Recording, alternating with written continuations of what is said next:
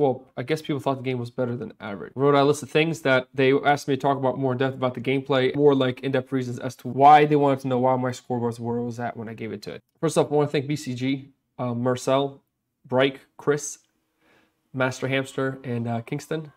You guys make the game better. And I'm extremely grateful for allowing me to play with you guys on the many tabletop simulator games that we have. And Brian, I'm still waiting for you to come over from New York to play with me sometime. Also, thanks to everybody who watched my video and the many comments asking for a deeper breakdown as to why I only gave the game 6 out of 10. I think how I see the number scales may be the problem here. If I'm rating a game from 1 to 10, 10 is godlike, 1 is broken in every possible way, and average of 10 is 5.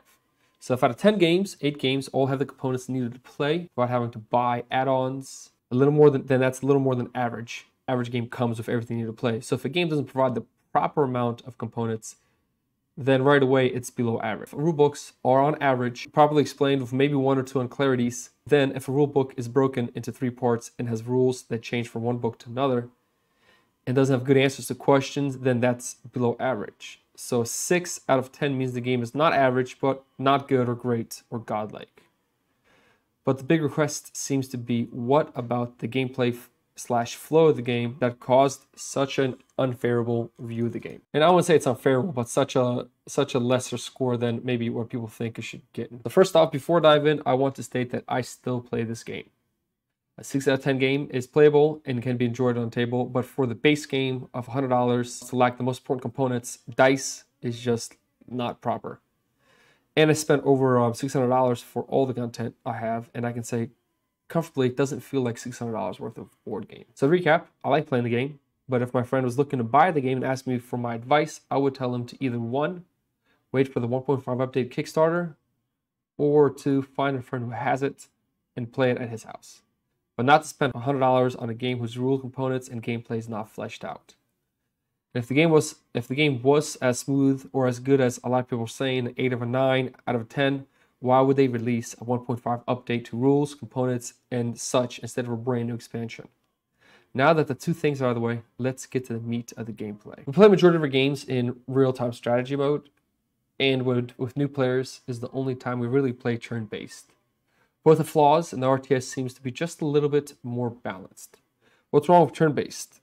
The player with the lower victory point gets to decide who goes first or second every turn. After a few games, everyone realized that going last is extremely advantageous to the game. You'll find, and what I myself noticed, is that if you wait for the other player to grab a victory point and on the following turn grab a victory point, then I can milk the system for the rest of the game until the end. Why? Because I will intentionally be 1 or 2 points behind to have the advantage for the final move or the final last turn or 2 turns. The best example I can think of is using the MG teams with 3 range on the Warlock. Being the last player, I can hold off on moving them, and on the last turn, move them into a position and pin 2 to 3 units. And those units will either stay pinned or have to retreat. On the following turn, I can just rotate it again to be just as cheesy as earlier, because I'll still be going last. The more you play turn-based, the more likely you'll see what I'm stating. And we gotta remember, MG teams don't pin MG teams. Last player to move always has advantage, and it's based on just the victory point score. You choose to go first or last, and you'll always choose to be the last player to go once you find the system. Last player move always has advantage based on victory points. Now there are 3 fixes to this. One, Brian Bryke, he created an operations deck. I won't go into detail about it, but I played it, and I think it's really good. I really liked it, and I think it really helps the first player get into a better position instead of being disadvantaged. Second option is play real-time strategy. There's no turns there, and it fixes the issue instantly. Or the third option is to just play back and forth, not dependent on victory points. We prefer option 2, and then we'd prefer option 3, and hope they implement option 1. So that's our preference. We use option 2, but if we need to, we play option 3, and we hope they use option 1. That's kind of the base turn-based. Now let's focus on pinned units while I am on the subject. Pinning and pinned units. Pinning is a great concept, but its flow is very choppy. Let's start with pinning. As long as you move in a firing arc of a setup MG, you're pinned. Now the MG can pin every unit in its sight during the move phase, but it only damages 1 unit. Doesn't make much sense, but that's how they did it, and for game flow, I can kind of see why they made a decision. The firing arc of an MG is 3 range, and if with 3 range is huge. And if a machine gun is set up and you are on a firing arc, you don't get pinned until damage phase, or unless you move into a firing arc. And MG teams do not pin themselves. The problem happens in RTS mode much more than in turn-based, but it's still an issue in turn-based. And that's how you can absolutely cheese the MG team to pin a unit as soon as it moves 1 hex. If you play RTS, you'll understand what I mean, and the movement phase with pinning in RTS is one that you'll need to focus on very closely while that's happening. Many times players will move units without knowing they were pinned, and then after the timer rings, we backtrack and find issues with movements and pin units, and it's kind of too late as we move 9 CP worth of units. In turn-based, pinning for second player is extremely unbalanced. In RTS mode, it's extremely clumsy. I know they're working hard to smooth it out, pinning of units and when it applies. But now let's talk about what happens to a unit that is pinned. If you have a pinned unit during the movement phase, you cannot shoot. Capture points, build placements, or move. Kind of common, just like the video game. So it just makes no sense, and every new player that hears this is as confused as it sounds. Every new player, when you explain to them, oh, he's pinned, he can't build this, but during the build phase, he can build it. So you cannot build sandbags during movement phase, where you can build mortar emplacements with sandbags on them during the build phase. Do I need to say more about this part? When a unit is pinned, unless you kill the MG or it moves, you almost likely have to retreat. It's just a very weird and awkward situation that, when explained, makes no sense. If you haven't played the game, you listen to this, it probably makes no sense too. Let's talk about retreat. Retreat is not a big concept in the video game relies on for experience and flow. In this game, retreat is more of a punishment than a tactical move. Why, you may ask? Because a unit on retreat moves 3 hexes to a retreat point of a player's choice. And where is the retreat point? Well, it states they're printed on the map. But big maps don't have retreat points printed in the proper slots. The easiest way to think of retreat is the spawn area.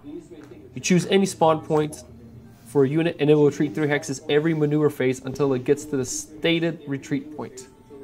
Anyone playing the video game, and then the board game will realize that the retreat in the board game is slow, extremely slow. If you're playing on, let's say, Ancient Fields, which is a great map, and your unit spends 3 command points to capture a point, and then had to retreat, it would take 6 rounds for that unit to get back to the same spot on the map. 6 rounds. Now, if he needs to heal two units on that squad, your rounds are up to 8 rounds now. A game's played out within maybe, I would say, 10 to 12 rounds. So for more than half the game, this unit will not be able to do anything back in the middle of the battlefield. It's just kind of obsolete.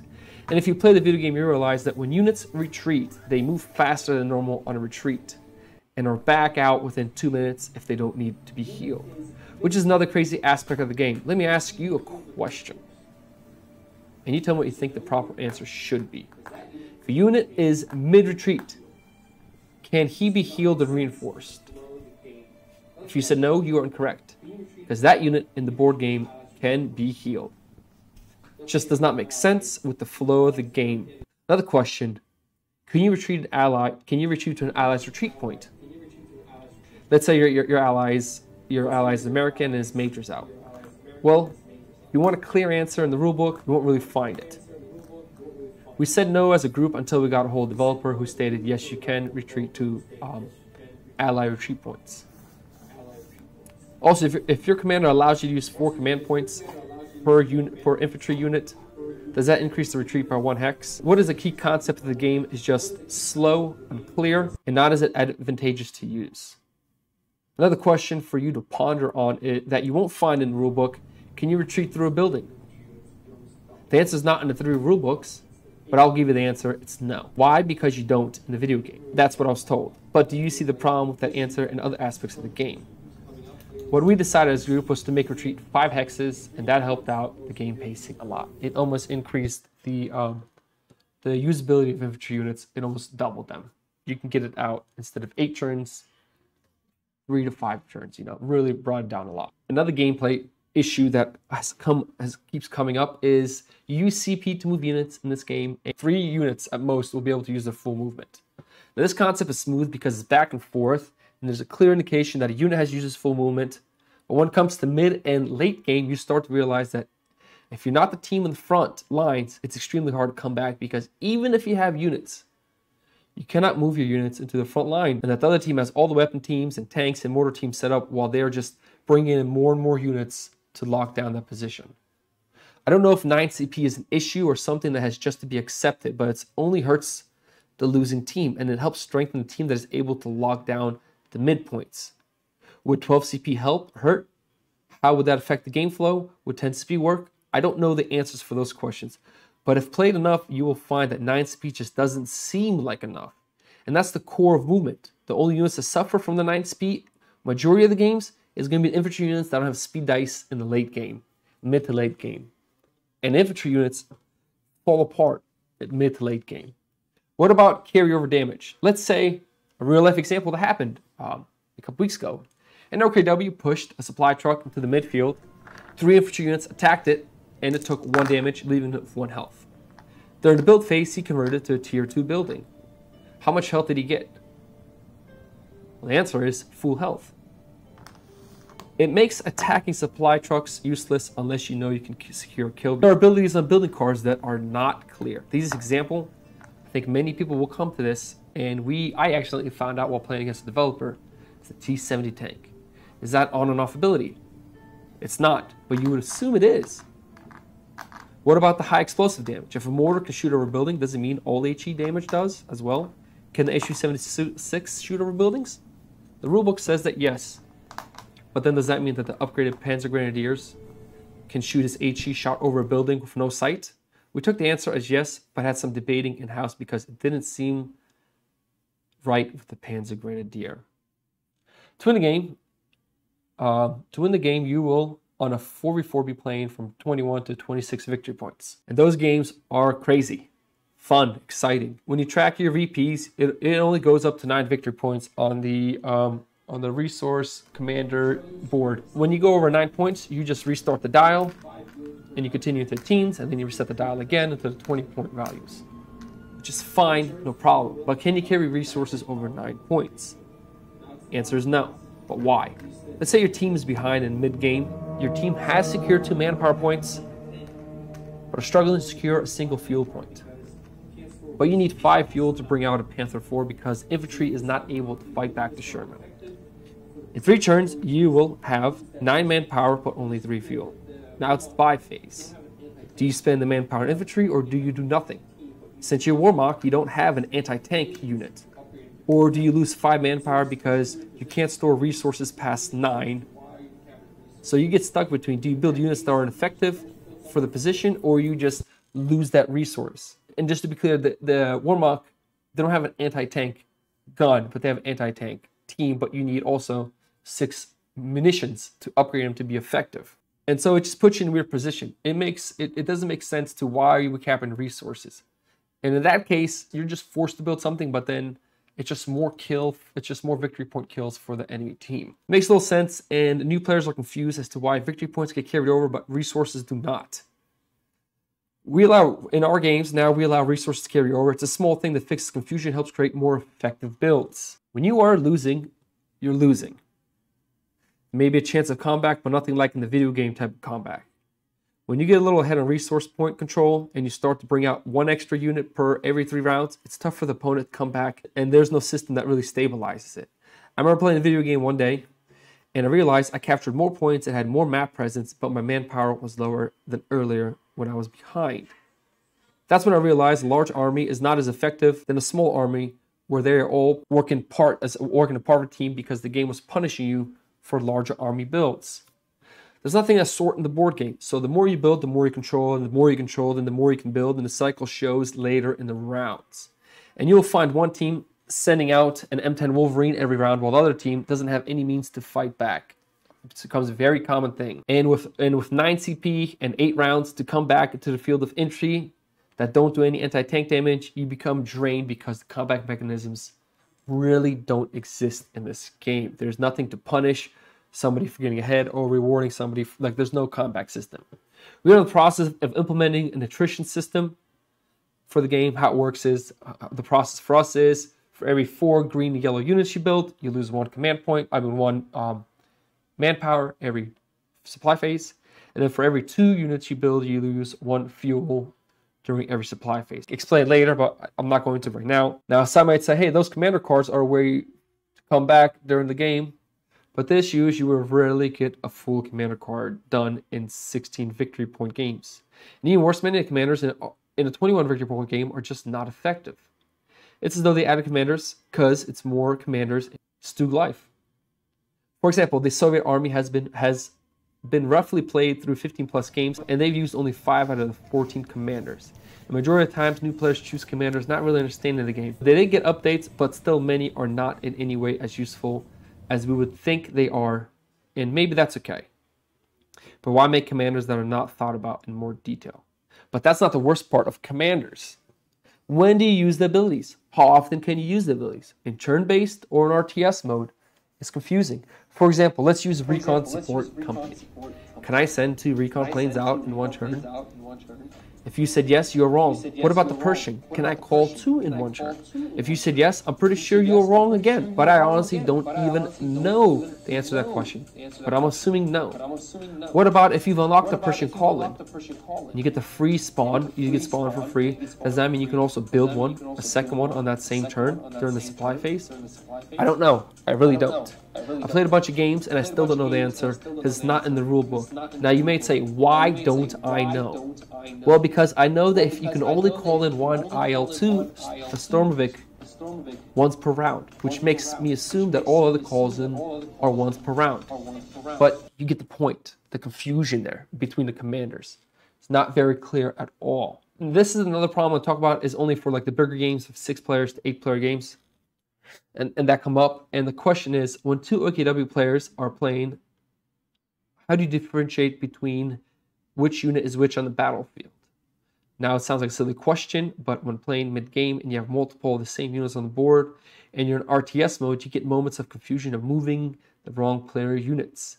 You could paint the OKW a different color, some would say, but when you need 3 Panthers for 1 player, then you're back to the same problem. Also, both sides use the same colored CP, command point colors, to move units, and there are moments when you'll have 2 players with the same color moving around, causing confusion for other players. So what I did was I bought like it was like 20 red and 20 blue dice, like little small dice that fit. They're the same dice as the building health dice, and we use them to separate different armies, and that fixed the problem. But it's an issue that's not addressed in the core game. What we do is we just take the dice and we put in a little health slot, or we just throw them on the unit trays when we use move rounds. So if we have like 2 OKW players, the 1 OKW player is always going to use these red D6 dice that are small. And you might see it when we stream, that there's always dice in some trays. Many core concepts in this game are not fleshed out. I think we all know it. How can a game with so many core concept issues be considered a good or great game? The fixes for a lot of these issues are simple changes and updates, which I'm 100% confident BCG will address. But the reality is, it's not what's in the box, and it's $100. With the expansions, it comes easily to over $200. For $600 worth of products and content, it's just not there. This game is the same place where one of my favorite games that cost $150, Cloudspire, was 6 months ago. Cloudspire is my favorite game, but it was a 4 out of 10 for me in ratings just a couple months ago. The game pieces are top-notch, but the game was so clumsy and broken at points where it was causing players to get frustrated because there was no clear answer, and the losing side always walked away feeling like the ruling was the deciding factor of the loss. But Cloudspire had potential, and the core concepts were great, just not polished enough, and the rule was, I would say, even worse than Company Heroes. It really was a tremendously bad rule book. And earlier this year, I got the updated chips. They had an update that came out. Earlier this year I got the updated chips. It was probably about 5 pounds of updated material, from rule books to reference book to a whole new, they released a reference book just to talk about every little concept and how it might apply throughout the game, to the redesigned solo and cooperative book, and every faction sheet got updated. I mean, they updated everything. And now the game is, I would highly recommend it.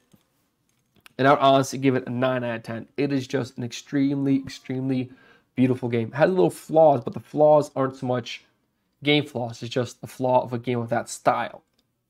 And I see the potential for this game.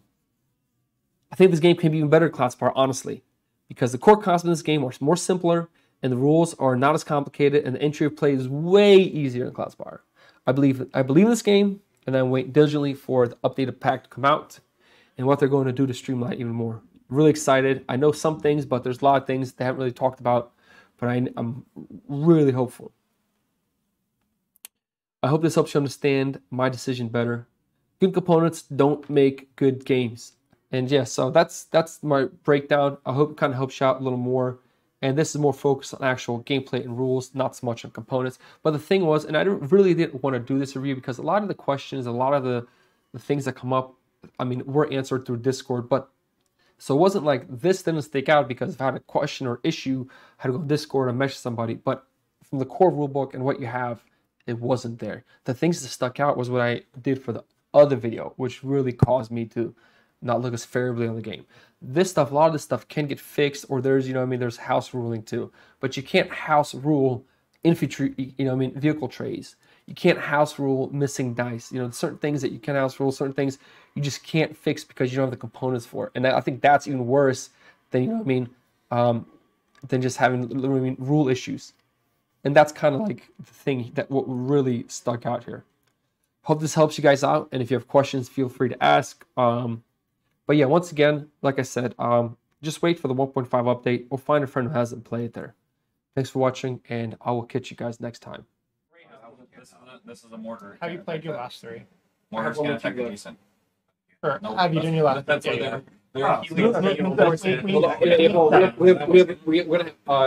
what Before we get ahead of schedule, we're gonna have a retreat mortar time. can't go in buildings, and they can't attack you. Make sure he can attack us. He only has he's 2 away. Move him here Well, so you can attack. can I change the way Okay.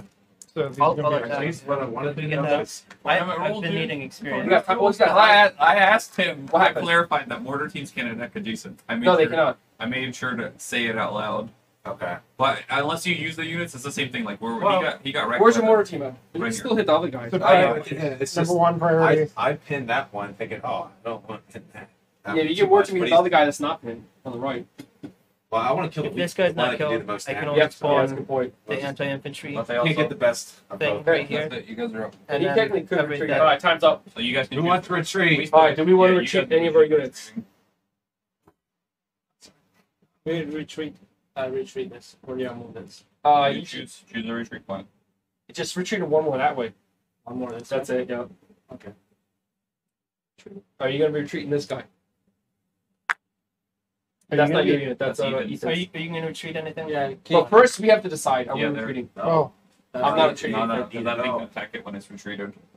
I can still attack when it's Yeah, you can retreating. still attack a What is retreated that? unit. That's some sort of a Cool way. Nazi mobile. That's a lead sled. Which way do you retreat? Then? You can retreat that direction. Just choose a point somewhere over there and just walk 5 spots towards it. This one. No, I can still attack it. should I This retreat is with an you? attack of 2. That's Just figure you count 5 from here. 1, 2, 3, 4, 5. But right now Or they're they can go that way. right now they're retreating. So they're just deciding what they're retreating. I'm not we're all- retreating. Nobody's retreating. Nobody. What do you think? I- What do you Alright, think? you guys I are might retreating, retreat. so- What do you think Hold about on, retreating Are this you guy? retreating or not? I might retreat Smart this If you retreat, Like, But that's If what he I'm retreats, saying. you have to retreat first. You You have to guys retreat- are retreating yes. first. We don't Romano, do you have to time. decide yourself You first. decide. That's right. That's why I said, guys, wait. Yeah. That's why we don't choose. We don't do a retreat. Should I retreat them? It's your call, Romano. You play this game enough to know. If- You if can I- retreat to if- here if you Well, we want can to. take Also, these. Wait, I can retreat to here? Yes. Really? you have retreat point. Retreating. 1, 2, Oh. 3, Oh, I want and that the cheese. is that. Then I can Yeah, I'm gonna retreat also because Romano, you definitely gonna f me over there. Then what kind of damage does this do? Infantry or? I think it does just 2 infantry damage, so nothing will die. Can you choose a retreat point for a unit if there's a unit occupying it? No. So like say this point. If I choose- Technically, yes, you can. So- okay. Because if you're J stood, then Yeah, you and won't it's be. not If you're occupied yet. if you're gonna retreat, it doesn't make sense for me to retreat because I Romano, Making it- I'll holding stay. holding I'll our stay. shit Okay. down. we're staying there. I'm doing. Okay, but nobody's retreating here. You guys want to retreat Yeah, here? we're getting fucking a dodge. So if I retreat this, and this is still in sight. Which if you retreat, what? These are If I retreat this, these two are still in sight. Oh yeah. Brad, what are we doing? Victor, what do you think about that? On shit. Never mind. You're not in Retreating this this fight. guy. Yeah. And these two will still be in sight. Yeah. This one. If not, they destroy this guy. But then I just had. Yeah, you spent so much upgrading him. Yeah. Make Brian Yeah. blow up that barbed wire in the church, which won't happen. Slava will come up behind me, gun me down, and In this at that'll be that. Yes. I'll come back. So and I take should her out. retreat a different direction. Yeah, you can go back to the, you can go to the right. Yep.